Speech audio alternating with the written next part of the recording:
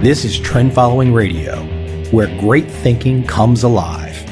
Nobel Prize winners, legendary traders, best-selling authors, and the pros that know what drive us irrational human beings. I am your host, Michael Covel. Not filtered, raw, honest. That's my passion.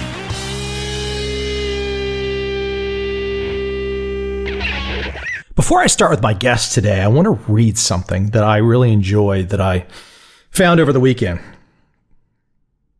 It's called What You Need for Happiness.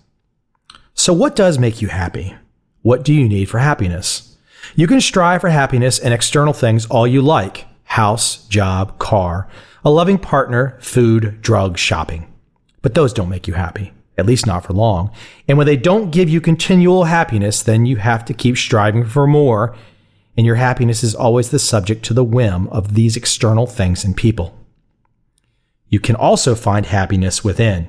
You can learn that you have some amazing things inside you, that they're beautiful if you learn to accept them for what they are, and not try to meet up with any fantasy. You can learn that life is always amazing as it is without the fantasies.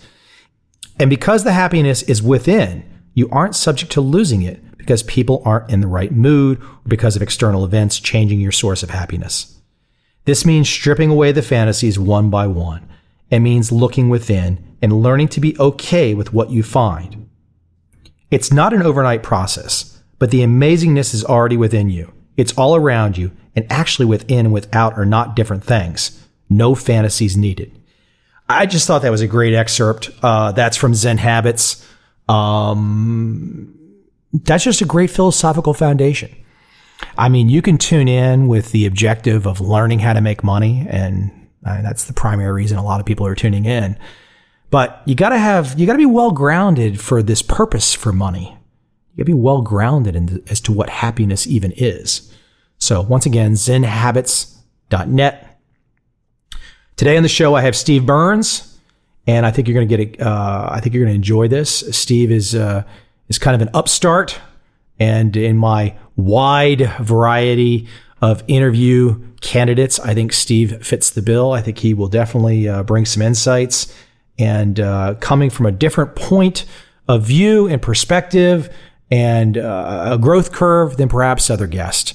In fact, all my guests are different. Not that Steve's any different than other guests. All of my guests are different. I'm different. I'm not exactly normal. I don't strive to be normal. Actually, I should probably not go off on a tangent right now. Let me go ahead and introduce Steve.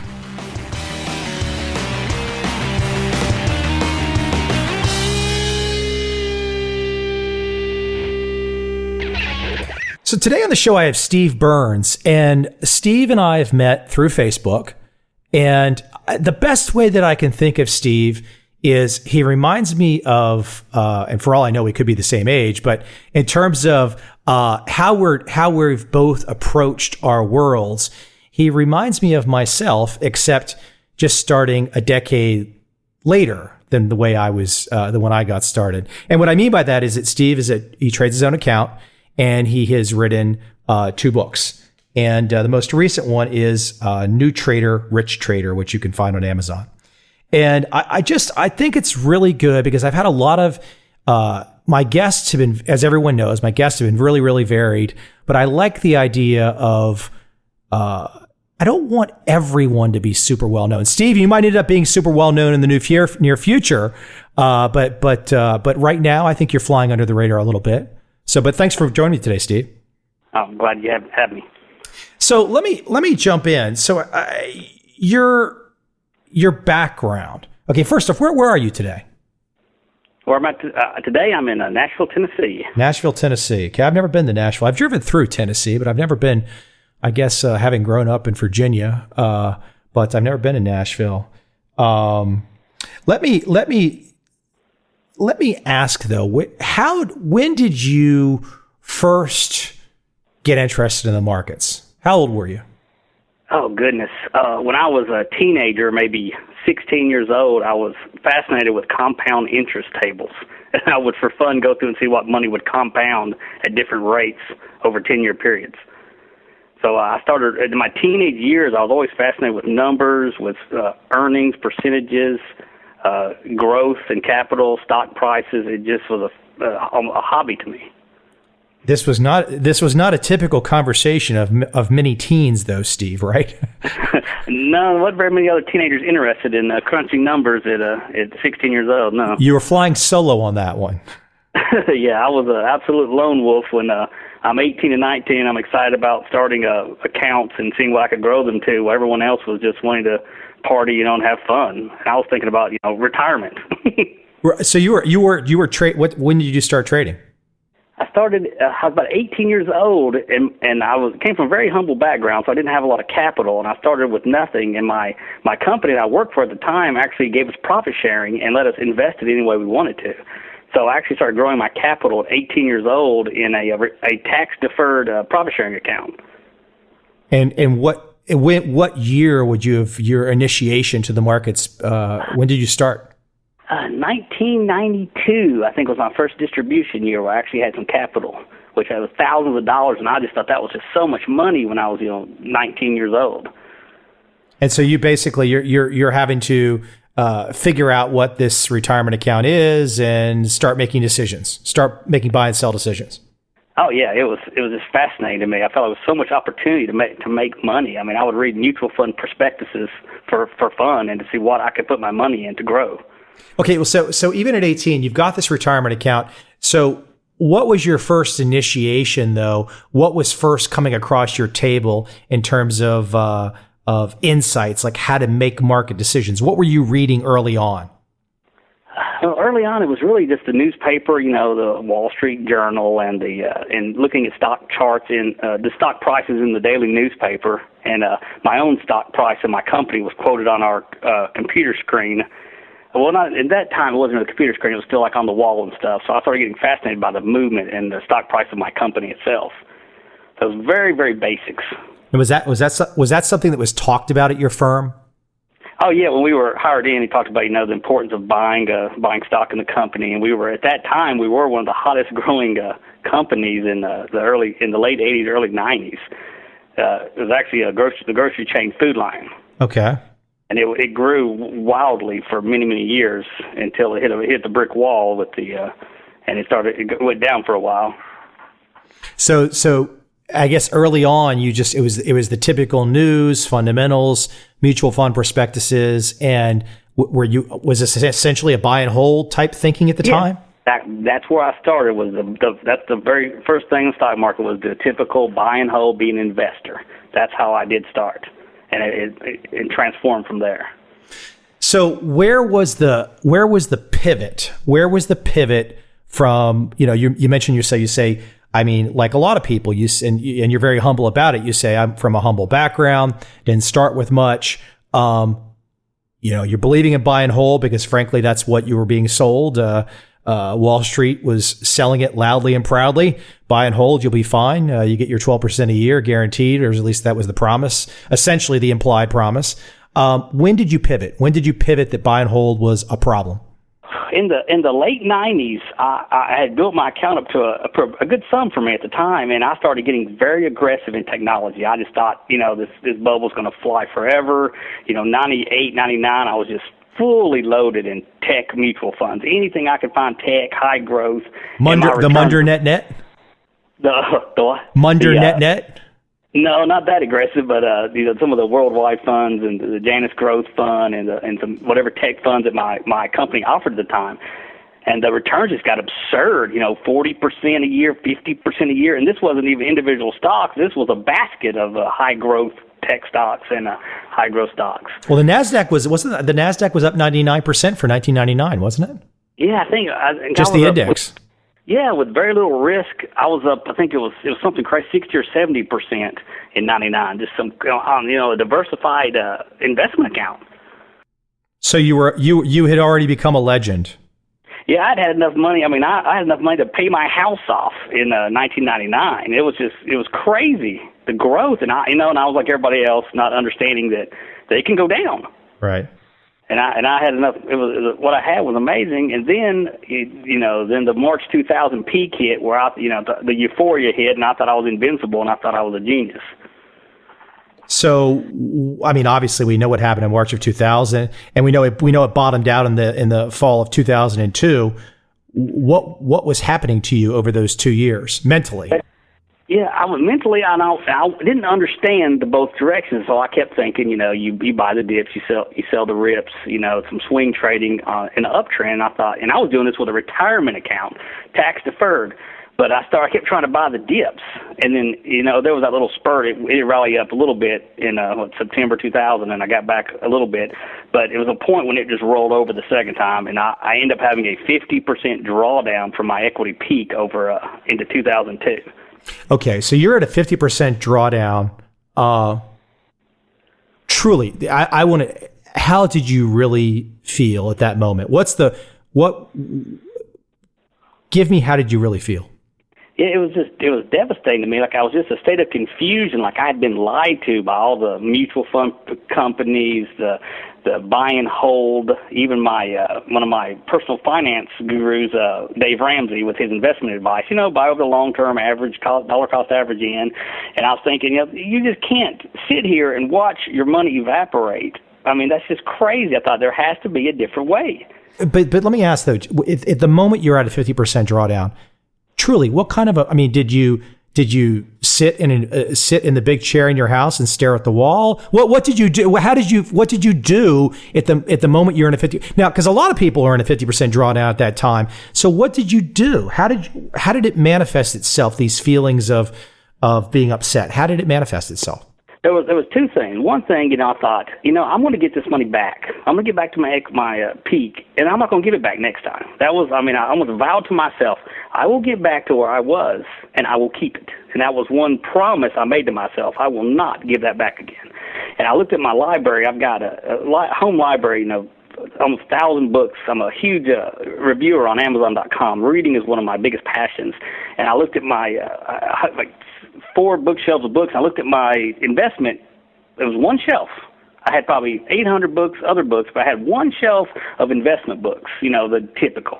Warren Buffett, Benjamin Graham, buy and hold, Dave Ramsey, the typical. And I said, I've got to educate myself on the stock market. No wonder I had a 50% drawdown. I've read, 4 shelves of fitness books and 4 shelves of religion books, but only one shelf of financial books. So I was determined to educate myself on what really makes money.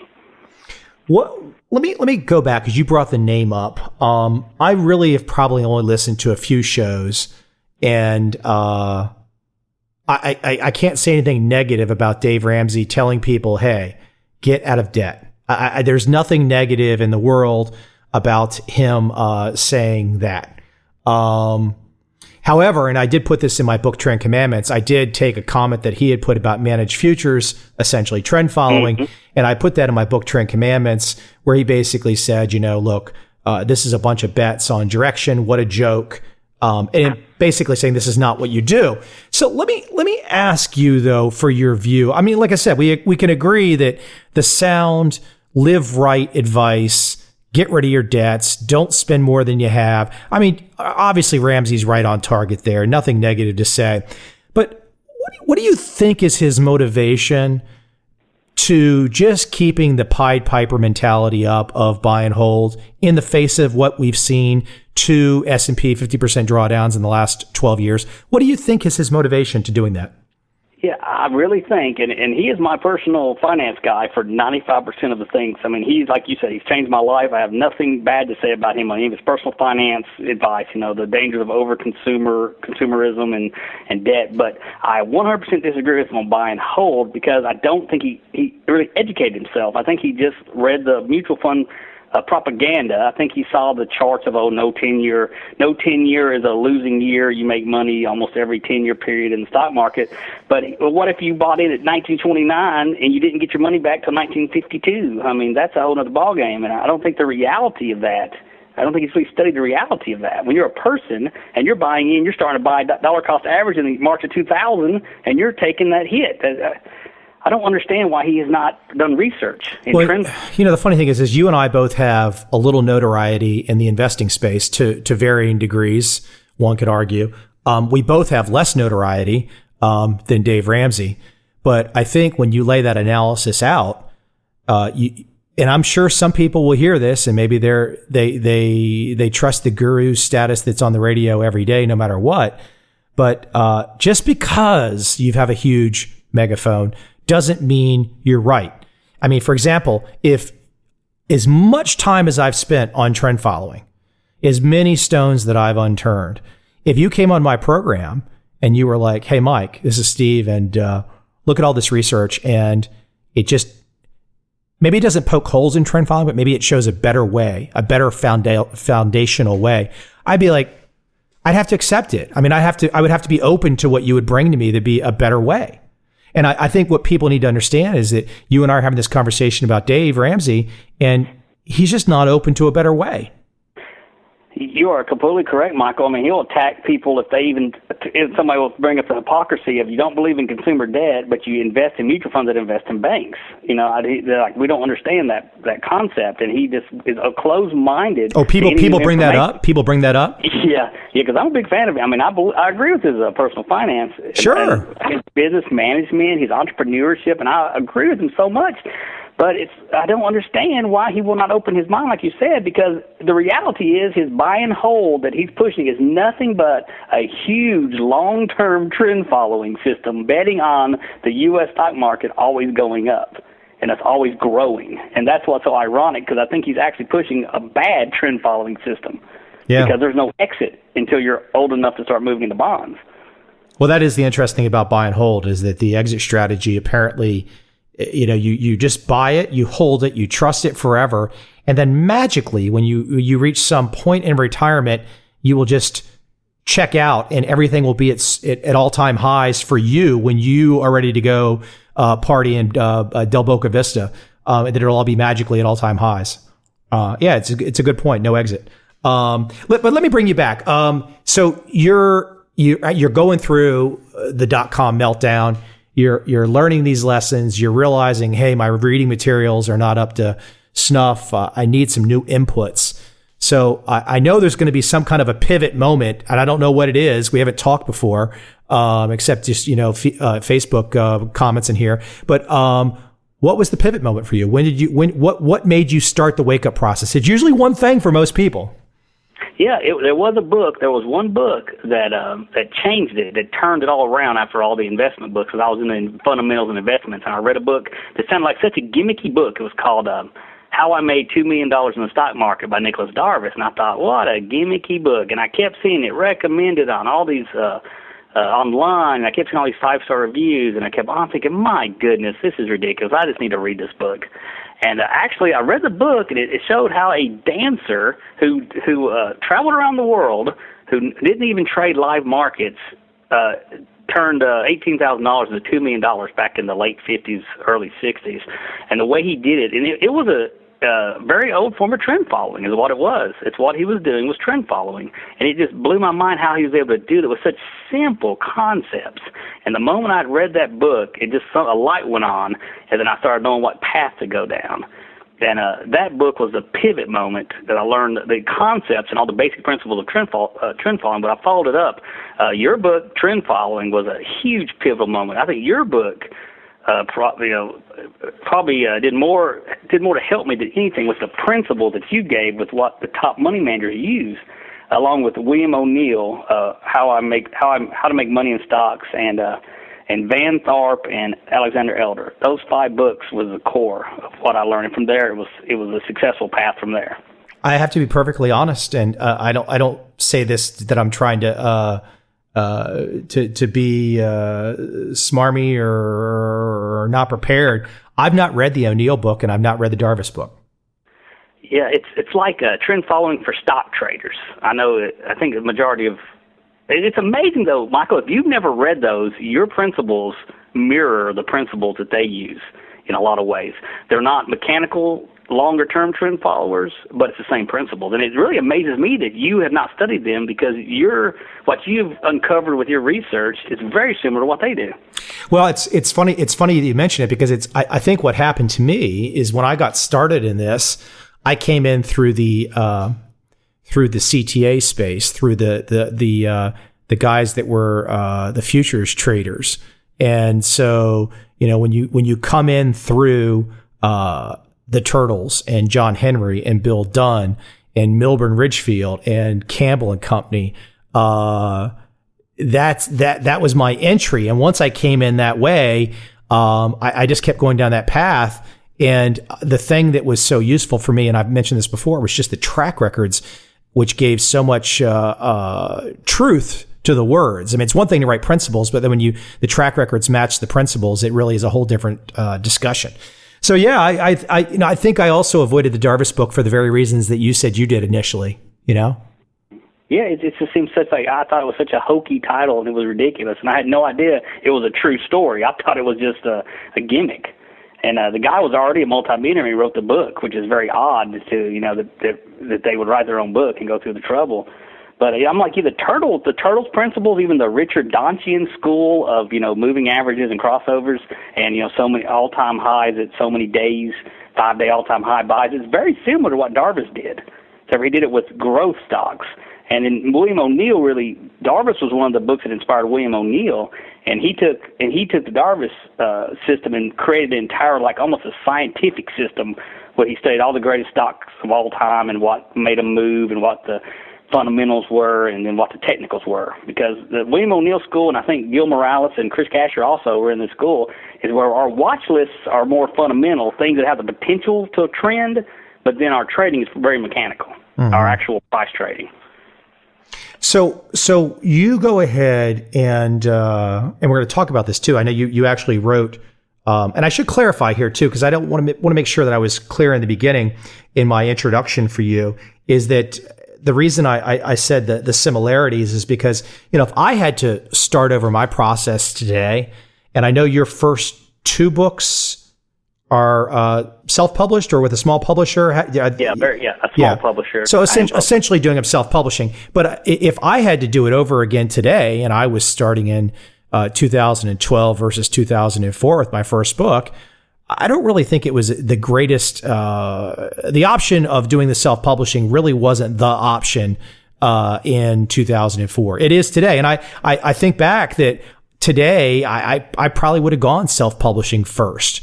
And so I think one of the reasons I wanted to have you on was, I think and I didn't really say this in the introduction, is that here's a man, you trade your own account, you're in Nashville, you're doing your own thing, but you are out there, striving to make something happen. And it's very Seth Godin to me because, a lot of people say, well, I can't do this, I can't do that. And you're out there working at trying to make something happen, creating an audience in your world and getting people to listen and giving feedback and educating people and giving people insights. I don't necessarily know that we agree on every last thing, but I have a feeling that we agree on a lot based on the comments that we've shared in Facebook over the years. Anyways, I just wanted to clarify that for the audience out there. Part of my thinking and having a conversation with you today. I think a lot of it is just the kind of inspirational aspect to where a lot of people are always like, I can't do this, I can't do that. It's like, yeah, whatever. Excuses. So. Yeah, it amazes me, even in trading, like you have to have a level of self-confidence and belief in what you're doing. It's amazing to me the psychology has to be right or you will not make it as a trader.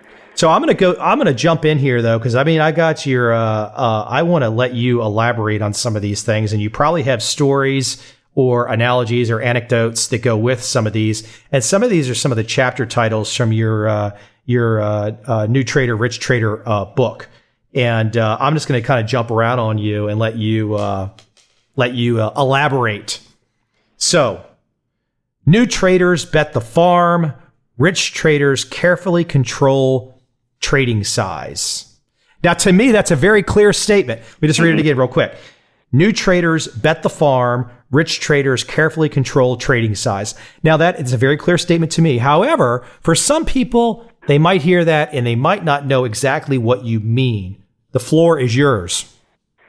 Yeah, that's the new traders always want that big win. That's their biggest thing. Oh, what's the sure bet? What's my sure bet? And they don't understand it's not one big bet. It's a series of many good bets where your winners are bigger than your losers. And they don't understand that. They think, a lot of new traders even think you're going to have a 100% win rate. They don't understand, a great trader, 50 to 60% win rate is a great record for a trader, any trader, world-class trader. And they're obsessed with the gambling mentality. And the trading, if they're going to trade, it needs to be a business with carefully managed risk, not going to the casino and putting all the chips on one number and spinning the wheels. And it's even more ironic is their big bets are usually bad bets. It's a far out bet. They'll want to go out of the money options at Apple at 700 and for 2 months out, and they bet everything, and then they lose their whole accounts.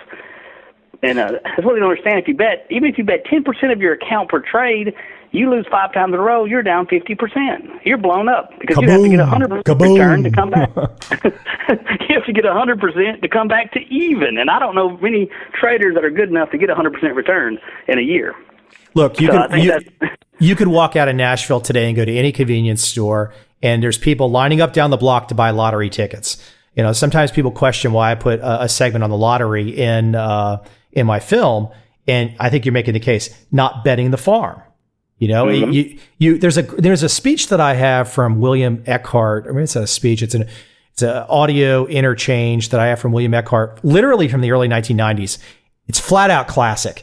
I can't release it.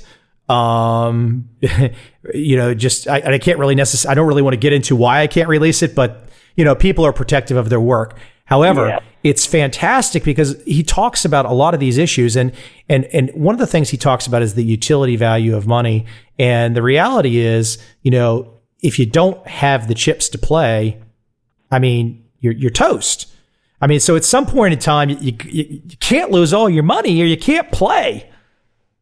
You know, if you bet the farm, you know, if you're some wheeling and dealing guy out there in Central Texas and you want to make a bet, and, you know, you bet the farm and you lose the farm, you might not get another farm, right? Yeah, that is absolutely true. That most traders, the traders from the Darvis O'Neill type traders that start out without studying, they end up losing their whole first account. Some of them lose multiple accounts before they say, wait a minute, this is crazy. And they start having the right position size, and you're risking 1%, maybe 2% at the most per trade. If you're wrong, you lose 1 or 2% of your account. And the new traders hate that. 1%? You're risking 1%? That's ridiculous. And they don't even, they don't understand. I'm talking about, you know, if you have $100,000, you risk $1,000 on your trade. If you buy 1,000 shares at 29, it goes down 28, you have to exit. You lose $1,000, and they don't understand that. They just think that's not aggressive enough. But when you have 10 losing trades in a row, which happens to most traders every few months, you're not down 40, 50%. You're down 10%. So I have another one for you. New traders try to prove they are right. Rich traders admit when they are wrong. That's so funny where the new traders, and it's not really about making money, it's about their ego. They want to be right about whatever they say they're right about. If Apple goes to 600, they say, oh, this is too high. I'm shorting Apple at 600, you know, this is too high. And it goes to, you know, 605, well, the market's wrong, you know, it's going to go back down. And they keep arguing that point as it goes to 610, 615, 620, and the whole time they're just wanting to be right. They're not caring about the fact they're losing money. That's a bizarre thing. While rich traders, you know, they'll take a trade and it goes against them, and then there's a point where it goes to a place where they know, well, that means I'm wrong. So then they get out. And most rich traders, they don't have that ego involved in it. It's just a business. They're either right or they're either wrong. They make a good bet. If the bet's wrong, they get out when they know they're wrong. And it's amazing. That's a hard thing for new traders to do. You know, I should ask because I've not had a chance to find this exact question in your book yet. I don't know if you cover it, but the idea of using the word rich trader, and you're not defining that with a number, I don't believe. And frankly, it could be interpreted to be more than a number, more than just a pure dollar sign. Rich could be interpreted on the emotional and psychological and spiritual, philosophical level as well. Why don't you talk about the idea of the word rich in your title? I think that's a mindset. What I've seen reading your work, reading the Market Wizards' work, reading about the rich traders that actually did go on to be financially rich, but they were rich at the beginning. You know, Richard Dennis was not dabbling in trading. I think his mindset when he started trading was he was going to be a rich trader, and he was already a rich trader. It was just a matter of the only thing separating him from being a rich trader was time, and he was overcoming time by doing the right things in his trading. He was passionate and dedicated to it. William O'Neill, I think he bought his first seat on the New York Stock Exchange in his 20s, and he had like $250,000 think it was the 60s, early 60s. I mean, and these guys were already rich traders. They were doing the right things. And I think new traders can either make that progression from being a new trader to a rich trader, or they turn to a bad trader and then they're out of the game. And I think the rich traders have the three components at the very beginning, and they learn. But they have they have a robust method. Whatever their strategy, whatever their method is, which I believe trend following is the most robust strategy because the market runs in trends. But they have to have a robust strategy or method or system. They have to have the right psychology. They have to have faith in themselves and faith in their system and methodology to be able to continue to trade it even when they're losing. And they have to have risk management. I think Alexander Elder calls them the 3 M's: method, mind, and money management. You've got to have those three things to be a rich trader. But I think you're right. I think a rich trader is a mindset. Yeah, Alex is going to be on the show next week. Oh, Alexander Elder. He's great. Yeah. He's very generous with me. You know, one of the things you bring up when we talk about the word rich, and I want to just offer something here. You can give me some feedback too, but kind of two stories that dovetail together. And I've mentioned this before, but I truly believe that everybody has the potential in them to make a 7-figure advance in their life. They have that ability to pull that off.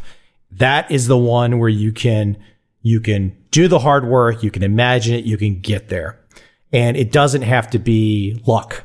You can put the nose down to the grindstone and sweat and toil, and you can get there. I believe that, heart of hearts, been there, done that. Everyone can do it. But what's interesting, I think, is that, you know, you talk about on one of these, you know, the new traders just imagine the big pot of gold at the end of the rainbow, and they don't think about the daily process. Even though I think it's possible for someone to pull in their 7 figures, if you start dreaming of, you know, 10 figures or hundreds of millions, you know, you got to realize just luck starts to play a role. You know, you can pull off the realistic first goal. But I really don't think it's wise, even though we can all be inspired, for example, by John Henry's story of basically going from, I mean, I still have the disclosure document that shows in his main account that there was $16,000. And, you know, basically from that, you know, and it obviously there was management and incentive fees along the way and trading profits to get to the point where he could buy the Boston Red Sox. However, to still have that disclosure document from like 1984 that shows $16,000 is pretty damn inspirational. However, it's not necessarily inspirational that you should imagine that you're going to own the Boston Red Sox. It's inspirational, I think, on the first 7 figures. Do you know what I mean? Yeah, I think it's like you have to be you got an opportunity will hit you when you're ready. You're in the right time, right place, and you're ready. There's so many Darvis type traders that become millionaires in 1999 because they were doing the right system at the right time with the right stocks. Have you ever heard of Dan Zanger, Michael? You know, I think we're connected. I think we're connected. Old school guy, right? Yeah, he has audited accounts where he made $42 million in the internet bubble in 1999 and exited with the profits. $42 million, and he's one of those Darvis type traders. He really learned from Darvis and William O'Neill, and he had a hedge fund for a while. I don't know what his other returns were, but but he couldn't do that unless he was in that environment at that time. Right. That's where he made, and he did well with the Google and Apple in 2007 and this year. But like you said, that was he grabbed that opportunity. He was ready.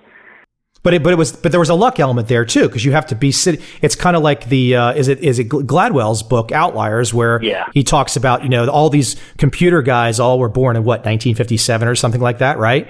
Yeah, all the different segments, you know, like Bill Gates was working on computers when the rest of the world didn't know what they were, and he had it in his private school, so he was prepared to be that. Right, but you had at the moment those things hit, you had to be basically a teen male between ages of 18 and 22 to be at that point where you would be adopting all these things. So there are some timing elements to it. But and let me add one more thing too about this luck aspect to making a huge score. So I was I don't think I've said this on a podcast yet, but I had a phone call recently with a very large trader, and his fund is over $1 billion. And we ended up talking, and we started talking about another trader whose fund is 20 billion. Okay. And so I was having to offer insights and motivation to say that, like, look, 1 billion is a pretty damn big achievement. You might not get to 20. There's a little bit of luck involved. You might not get to 20, but you could tell, almost like the kids in the playground, he was motivated by not necessarily what it could buy him, but he was motivated by the way to keep score.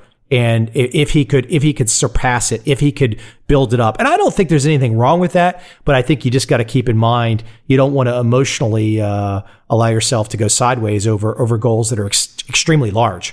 And frankly, there's how many people on the planet take a $1 billion fund to 20 billion. First off, you got to get to the $1 billion fund. So how many people go from 1 to 20? That's not a big list. Yeah, I agree completely. But I thought it was interesting that I was having to be a little bit Dr. Phil on this subject. So, hey. So let me jump back in. I'm going to go ahead and read another new trader one. Okay, here's one that I like. New traders. Now, mind you, this is from Steve's book, New Trader, Rich Trader. And he's got this, the way he's broken the book down into these various segments, talking about how the new trader looks at the world and how the rich trader looks at the world. So, new traders are impatient and look for constant action. Rich traders are patient. What is constant action in your world? What's the definition of constant action? It's funny to me, like in the first quarter where I was sitting on the trend in Apple, and I was just sitting on it, waiting, had a certain stop point, and I was just, and my best trading is when it's a trend, I'm riding it, and I'm out living life. I'm not sitting here at the computer all day long, but these other guys were, trying to, where do we buy it now? Where do we buy it? Do we buy it here, sell it here, or buy it here, day trading it, and just going, nuts with it. I'm like, my goodness. I mean, if you got a trend and it's running, let it run. What is the point of all this in and out when I'm going to outperform them in the long run because I'm not going to miss the big moves? And they want to trade. They have to trade no matter what. There's times in the market where it's too volatile, where it's, gapping up and down and too volatile, and you shouldn't even be trading. It's not because one good thing Warren Buffett does say, I don't agree with a lot of the stuff he does and says, but he says it's not like baseball. You don't have to swing at every ball. There's no strikes. You can wait for the fat pitch.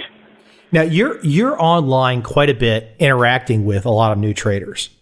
And I've noticed that you are very diplomatic.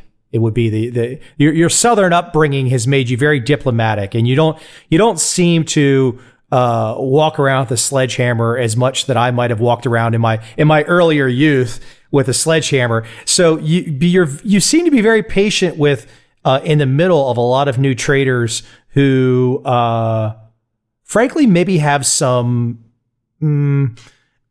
Maybe they're really not progressing, and maybe they have some fairly misguided views.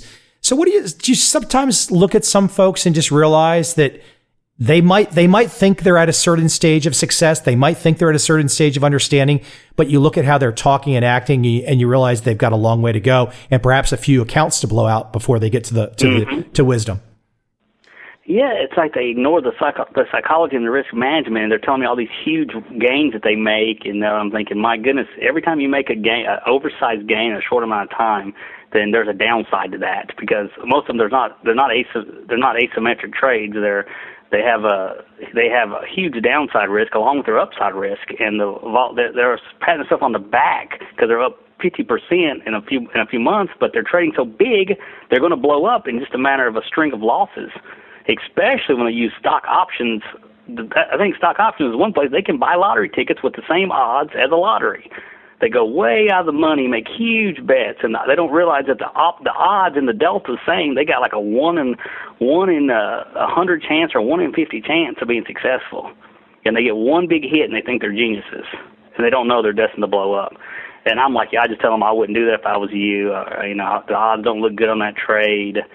And like you said, very diplomatic, trying to lean them towards some risk management, some psychology, and understanding a lot of their profits are just coming from the nature of the current market, not their own prowess at trading. So obviously, I'm going to read number 14 from your list, which is near and dear to me. New traders try to predict. Rich traders follow what the market is telling them. Oh, that's one of my favorites. It's so funny. What do they try to predict, Steve? What are they tomorrow? They want me to get the crystal ball out and look and see what price the stock's going to go to. They think that some of us traders that have studied it, we have a crystal ball that we can use. Like, we know all the different dynamics of all the different participants and where they're going to buy and where they're going to sell and what's going to happen. And they don't even understand the very nature of markets is you have to go with the trend and go with the actual price action, not your personal opinion. It's comical to me that somebody thinks that they have the ability to look through 3 months out through all the political mayhem, all the systemic risk in Europe and the politics in the U.S. and Congress and Senator and the Federal Reserve and all that, and they can digest all that and tell you what's going to happen. That's just comical. Yeah, here's Go ahead. I'm sorry. In the first quarter of Apple, and I bought Apple at a breakout above the 50-day, and everybody kept asking, what's your target? What's your target? Like, I have no target. I will sell when I'm stopped out. And then, it'd go up 50 points. What's your target? Are you ready to get out? And I said, I have no, and they couldn't believe that I had no idea. I said, I knew it had the potential to trend with the earnings and the fundamentals. That's all I knew. And I was just letting it run as far as it would possibly run until it hit my stop. And I was able to pick up 50, 100, another 100 points, 50 points, and never having any target, never having any idea how far it would run. And it ran farther than I could have ever dreamed. But I was only able to capture it because I wasn't predicting, and I had no target. As we talk about predicting, though, there's one thing that I don't think I've solved in my explanations yet, and I don't know if you've thought about it in detail. But as you say things like, following the price action, following the trend, to some degree, I have to acknowledge even to myself that that's jargon, and I use the same jargon, okay? But for somebody who doesn't understand what we're talking about, it can be very...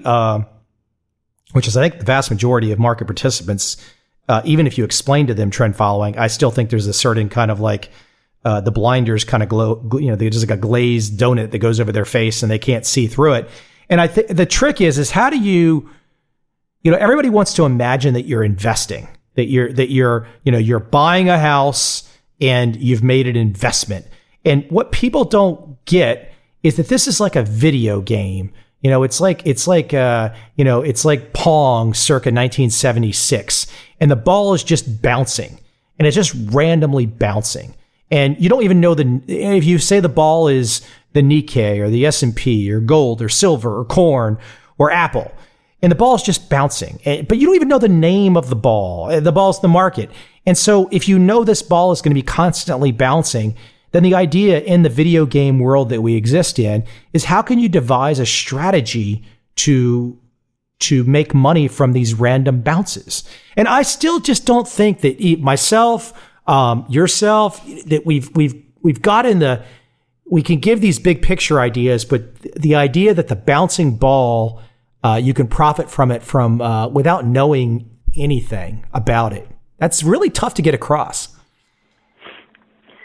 Yeah, it's funny. The more I study, the more I look at the different ways people make money in the markets with different systems, different time frames, and it appears almost as if the robustness and the profitability comes more from the risk of management, the discipline to follow systems, and the cutting of losses in the faith in what you're doing more than the systems itself. I mean, there's people that trade all kinds of different systems, and they're all profitable simply because their wins are big and their losses are small. And that's really where a lot of the robustness comes from. Here I am trying to get you out of jargon, and they use robustness on me. Damn it! So now you've got to explain it. I'm not going to let you off the hook. Explain robustness. Yeah, robustness is a system that it leads to profitability in the long term. It's a strong system. It's not something that's frail that will break in an environment. The wrong environment. It's something that's consistently profitable over a longer period of time that leads to profits. It's a winning system, a system that the odds are that it will be profitable over long term. And I think that instead of doing that, a lot of people just they think they're going to personally beat the market with their own opinions. I think that's the most dangerous way to trade. I think it was Ken Tropin who is a big trend follower today who used to be the CEO of John Henry's firm. And I think he said it that, people want to imagine either through their trading or their system that they're wearing a tight glove and you can just feel everything. And by having the tight glove, you have more control. And Tropin said, no, you want to have the loose mitten. It's kind of a big fluffy thing. You're not trying for control. You can't control it. You just have to let the balances happen. Bill Dunn famously said I don't care about the direction. Just let me ride the bucking bronco. Mm-hmm. That's the mentality. That's robustness. And I don't know if you and I are doing the best example explaining the term to someone who's never heard it before. But I think that people don't know where the profits come from. They really think it's magic, and there's predictions, and it's just somebody has a talent for trading. And even the ones that have the best ones, the best winning percents that are discretionary traders, they just have that perseverance and faith in what they're doing, almost a naivety that in the long run they do have the bigger winners and small losers. It's funny to me how much psychology and risk management comes into play. Well, that's the most neglected area that new traders even look at. They just think it's just numbers until as the bigger the numbers get and the more they lose, they find out very quickly how much psychology comes into play and the emotions come in. Sort of like Mike Tyson. There's an old boxing quote that says everybody has a plan until they get punched in the mouth. And they come to trade and they think they had it all figured out. So they lose their first few $1,000s quickly, and then the emotions take over and the greed and the fear, and they start realizing how many dynamics there are to trading. There's a lot of truth to that about the punch in the mouth part, because it's been a long time since I've had punched in the mouth. And I got to tell you something funny though. One time there was while we're talking about punching. So a friend and I wasn't like some huge fight or anything, but we got in one of these big bar fights in my late teens, I think. And I think we were in downtown Washington, D.C., and it turned into one of these outside the club or whatever, in the street, whatever. And so the next morning we were both doing a construction job. And like I said, I think we were 19. We were doing a construction job, and we went to this place to get some materials, and it was closed. And we were like, oh my God, why is this place closed? This is not supposed to be closed. And the guy that owns the place, and this was a small town, that it's kind of a wild man himself, who I happen to have known. And he sees us, and I don't think he recognized me, and he sees me and my friend. I had 2 black eyes, and my friend had a bloody lip and a black eye. And that was the only time I've ever had 2 black eyes. But he opened the store especially for us because clearly we had been in a fight that night. So I'm not sure what that's relevant to, but you were talking about punching and Tyson. And I grew up watching all of Tyson's fights, and I still think that if he had not gone batshit crazy, that he would have beat Holyfield. But instead he would have beat Holyfield instead of trying to eat Holyfield.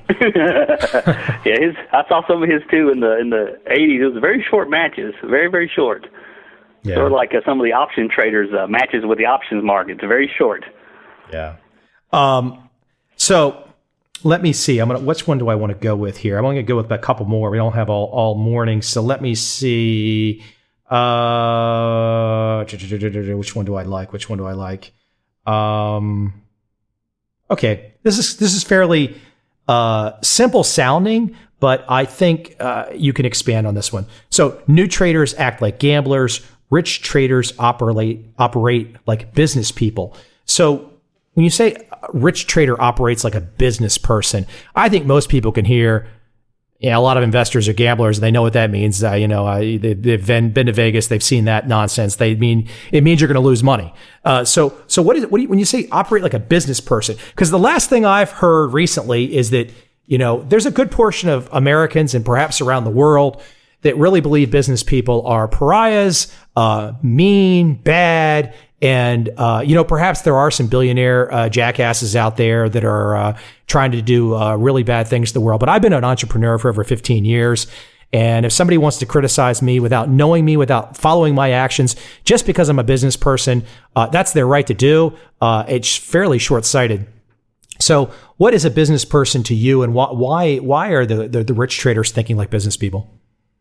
I think it's one of the key elements is that gamblers, when the gamblers go into the casinos in Las Vegas, they're going in there with the odds against them. The house has the odds in their favor.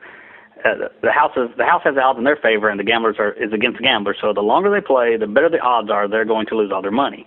It's even funny with gamblers. Even if they come in and win, and they have a string of good luck, and they have a lot of money, the gambler will go back in and continue to gamble with the odds against them until they lose it all. I think that's why casinos are so profitable, because I think even the winners that finally have a certain good luck give it all back. And I think that's the same with even buy and hold investors, where you have a great bull run, and then instead of getting out when the trend is reversed, they sit there and give it all back as if gamblers. And it's so funny when I see Dave Ramsey attacks traders. I mean, you know how he just attacks them. And I'm thinking, I have far less drawdowns since I've been trend following than a buy and holder has. I was in cash in 2008 and didn't even have any drawdown during the crisis in my investment account. I did do active trading, but by the trend following, which your book was a big inspiration on that, where I knew the trend had reversed and I got out. And while the buy and holder sat there and suffered through over 50% drawdown. But a trader that's running like a business, they're putting the odds in their favor. They're buying merchandise that they can resell for higher prices. They're following trends, just like a person operating a business. You know, if yellow dresses are selling real well and red dresses are not, and the yellow dress trend is up, then you would buy more yellow dresses. You would not say, well, the red dress has got to turn around, so let's buy more red dresses. Oh, it's even a better price now, let's buy it more. You know, a business owner is buying what's working, and a gambler is trying to buy what's not working. Just putting the odds. The rich trader they're almost a casino where the odds are in their favor. If I'm making option bets with that's in the money options, that I have unlimited upside and a very limited downside. And the person selling me the option, they're the ones gambling, because if they have a trend go against them, they have an unlimited loss potential. Well, I have an unlimited gain. So I think the operating like a business person is simply putting the odds in your favor and going with what is actually going on, as a real business owner would do, following the trends. Well, there's no doubt that there's quite a few guys that might not call themselves trend following traders that are using options for the asymmetric benefit. So they're essentially, I mean, it's all the long tail stuff. Talib talks about this, and this is black swan stuff. And so however you approach trying to find that massive asymmetric move, whatever instrument or whatever strategy you use. I mean, like I said, there's a lot of option guys that are pursuing the exact same thing that trend followers are pursuing, which are the home runs. You know, you're going to take your small losses to find that home run, and everyone's and both folks that are going towards that direction are going to the same type of goal. Yeah, a business person is not. It's like even a football player. They're not going to bet their career on a. Like, okay, if I kick this field goal, I'm in the Hall of Fame. If I miss it, I'm fired. I lose my football career. You know, no other field of business does this except for traders. Bet their entire accounts or gamble on one thing. They expose themselves to so much risk. They don't even understand the risk they've exposed themselves to by being completely leveraged long in their entire account. I think that's a big thing. Like the gambler, they don't even understand the risk. Like when the euphoric levels of a bull market hit its peak, and then people are so overexposed to, that's gambling. That's not trading. That's not even investing, I don't think. Listen, I'm not going to go over all of these because I want people to read your book too. So New Trader, Rich Trader, Steve Burns, the guys want you to check that out. Steve, I'd be amiss though if I didn't ask, and this is kind of a non-trading question. You live in Nashville. I mean, obviously Nashville's got, there's a lot of success there. There's a fair share of wealth there. Big achievers. But it is the middle of America. And, right now I think America feels like it could use an attitude readjustment, so to speak. But how do you perceive investing attitudes, amongst your friends and people you know in the Nashville area? Are people, have they woken up, or arguably the fact that the Dow has stayed, frankly, levitated for the last 3 years, is that just kind of kept them mollified and kind of passive, and it's just only a matter of time till buy and hold is proven right again? Yeah, there's so many people that I know, they're actually scared of the stock market now. I mean, a lot of them even think that buy and hold is gambling at this point after the beating that most of the people took in the 2008, 2009 bear market. I mean, most people, they are like disenchanted with investing and the markets themselves. And then still, no matter what I say or do, look at me like I'm a wild gambler. They just can't believe I do what I do and actually actively trade. And even with the results I've had, they just think I'm just some lucky black swan that just happened to be lucky and made my money, you know, regardless of how much studying books I've read and the work I put into it. But yeah, it's almost like turned off. People are turned off from investing in the stock market. So that's just a pervasive view that you see, whether it's online or with the people that are in your neighborhood. It's just There's a sort of kind of, I mean, obviously online and some of the forums that you're in, I know people are pretty excited about trading, but maybe in Nashville, you're seeing that some people you're coming in contact with are just tuned out now. Yeah, angry at corporate America and angry at corporations and angry at the benefits they give employees. A lot of anger just in middle America. It's not positive. Well, I tell you what, if you speak about benefits that people get, and I got to tell you, yes, the higher ups at some of the corporations get a lot of benefits, but I got to tell you, the time when you would see pitchforks come out is if, and I own property in Fairfax County, Virginia, which has the highest median income in the country, which is 15 miles outside Washington, D.C. So why does that have the highest median income in the country? Because it is 100% government employees, and they're all paid six figures, and they all got two-income household earners, and they all get the most massive benefits you've ever seen. If people could ever understand the benefits that are passed out to the high-paying government employees, the benefits are off the charts. I don't think how many companies in corporate America actually even have pensions anymore. I mean, it's standard operating procedure in the government. I mean, I'm not trying to get all political here. I'm just kind of talking about the idea of frankly, what I perceive as hopefully getting to a level playing field. Anyways, that's a long conversation. That's past both in mine years trading pay grade. So we'll let that one go. Steve, listen, what's the best way for people to find you? I'm online at my website is www.newtrader.com. I blog daily about but your Twitter follower, you're pretty big on Twitter too, yeah? Yeah, I'm at S Joseph Burns on Twitter. So it's just at S Joseph Burns, and I've got very active on Twitter. I've done a lot of great connections on there. Well, listen, I think you're as I mentioned early on, I won't be surprised because I know you put a lot of effort at this. I won't be surprised if you find sometime in the future an investing bestseller. I mean, I know you're working hard at it, and like I said, I've tried to make my podcast as diverse as possible. I think having as many different voices, backgrounds, insights just makes this well-rounded. I know some people have come to me and they say to me, they're like, well, just get Jim Rogers on, just get Mark Faber on. And I'm like, well, I like Jim and I like Mark, but we've all heard them, Yes. So, and I mean, I've talked to them both, but I mean, I think I just enjoy the wide process that's unfolding on this, and somewhat my podcast has been one grand experiment, and so far, we'll just keep going along with the flow. I think the word flow probably resonates with you.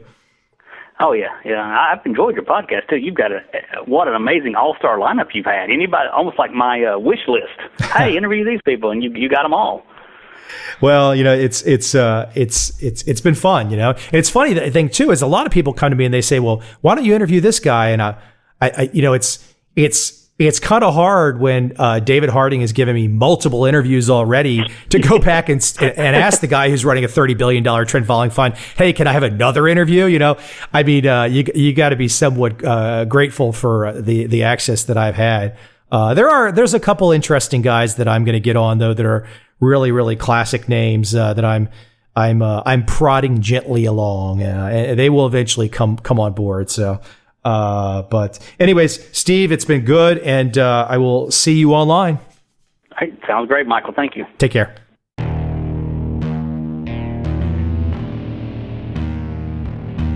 I see a time when those awake will understand how to make money in up, down, and surprise markets. Whether new trader or experienced, college student or financial advisor, protecting against a crash, or just trying to make a lot of money, trend following offers everyone an answer in uncertain times. To get started immediately, send me an email, michael@covel.com. I will send you the right trend following steps to take along with my free video.